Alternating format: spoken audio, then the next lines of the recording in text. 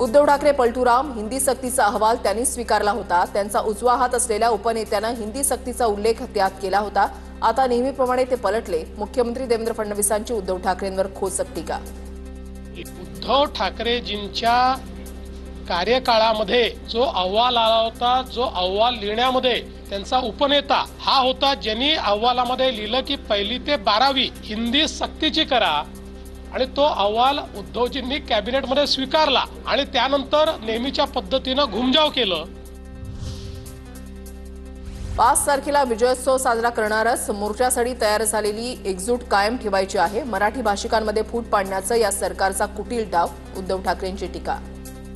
5 तारखेला विजयोत्सव हा साजरा करणारच। ज्याप्रमाणे आंदोलनात सगळे पक्षभेद विसरून आमच्यासह एकत्र उतरले होते, तीच एकजूट आपल्याला विजयोत्सवामध्ये दाखवण्याची आवश्यकता आहे। या सरकारचा एक कुटील डाव होता। 5 जुलैला विजयी मेळावा घेणार, सहकाऱ्यांशी चर्चा करून ठिकाण जाहीर करणार। राज ठाकरेंची प्रतिक्रिया, तर समिती आणा काही करा असं पुन्हा होणार नाही याची काळजी घ्या। राज ठाकरेंचा इशारा। मग 5 तारखेला आपण जाहीर केलं तर 5 तारखेला घेऊया का? म्हटलं 5 तारखेला घेता येईल। म्हटलं आता काही ठिकाण बिकाण जाहीर करू नका। म्हटलं मी माझ्या लोकांशी पहिल्यांदा बोलीन, चर्चा करीन, आणि चर्चा केल्यानंतर म्हटलं मग आपण एकत्र मिळून ठरवू आणि मग त्याच्यानंतर बघू आपण 5 तारखेला काय करायचं। दोन्ही भाऊ एकत्र येऊ नये म्हणून मी GR काढलेला नाही। राज ठाकरे आणि उद्धव ठाकरेंनी जरूर एकत्र यावं। मुख्यमंत्री फडणवीसांचा खोचक टोला। समजा मी एखादा निर्णय घेतला आणि 2 भावांना एकत्रित द्यायचा आहे, तर मी काय असा GR काढलाय 2 भावांनी एकत्रित येऊ नये असा ते GR काही मी काढलेला नाही। मराठी माणूस एकवटला तर काय होतं सरकारला कळालं। मोर्चा निघाला असता तर न भूतो न भविष्यती अशा स्वरूपाचा झाला असता। संयुक्त महाराष्ट्राच्या लढ्याची आठवण या मोर्चानं झाली असती। राज ठाकरेंची रद्द झालेल्या मोर्चावर प्रतिक्रिया।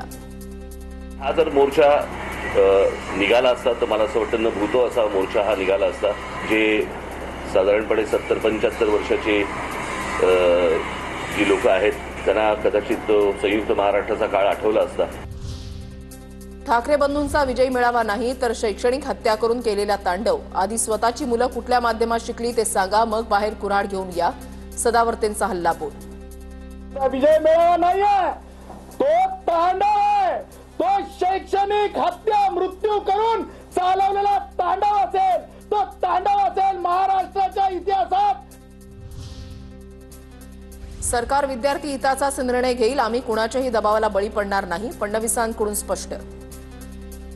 कुठल्या पक्षाचं हित बघणार नाही, आम्ही महाराष्ट्राच्या विद्यार्थ्यांचं हित बघू आणि विद्यार्थ्यांच्या हितात जे असेल तोच निर्णय महाराष्ट्राचं सरकार घेईल। कोणाच्याही दबावापुढे झुकणार नाही। राज ठाकरेंशी काल माझी चर्चा, सर्व एकत्र येऊन विजय साजरा करणार। ठाकरे बंधू एकत्र आल्यावर ही विजयाची पहिली पायरी। संजय राऊतांची माहिती।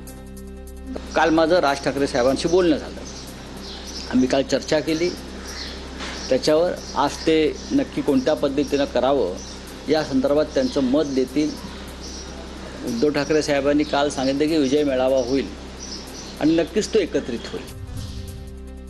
हिंदी भाषेच्या GR बाबत हर्षवर्धन सपकाळ यांच्या टीकेला देवेंद्र फडणवीसांचं खोचक उत्तर। नया है वह म्हणत फडणवीसांचा सपकाळ यांना टोला। हर्षवर्धन काय नाव तुमचं सपकाळ, त्यांच्याबद्दल मी एवढंच म्हणेल, नया है वो, नया है वो।